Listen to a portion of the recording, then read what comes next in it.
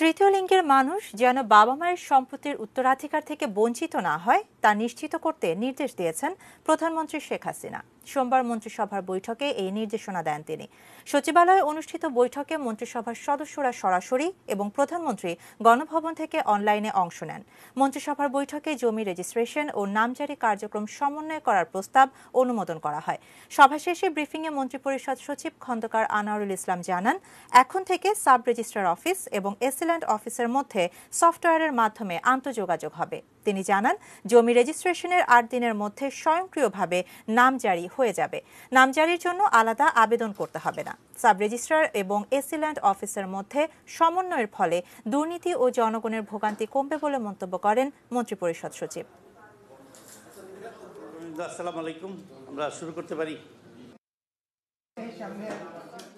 যেহেতু এসিল্যান্ড দলিল পেয়ে যাচ্ছে, যেহেতু এলটি নোটিশ অনলাইনে পেয়ে যাচ্ছে, প্লাস এই জমি তার কাছ থেকেই মানে রেকর্ড অফ রাইটস ভেরিফিকেশন করে রেজিস্ট্রেশন করা হয়েছে, সুতরাং এসিল্যান্ডের আর কিছু লাগবে না। সে অন দ্য বেসিস অফ ওই 3টা সে অটোমেটিক্যালি ওই সফটওয়্যার ম্যানেজমেন্ট সিস্টেমের মাধ্যমে সে মিউটেশন কমপ্লিট করে ফেলবে। ম্যাক্সিমাম 8 দিনও লাগবে না, 8 দিন সময় দেওয়া হয়েছে। এসিল্যান্ড 8 দিনের মধ্যে মিউটেশন করে ওই যিনি জমি কিনলেন তার নামে নতুন ROR করে পর্চা টর্চা সব করে দিবেন।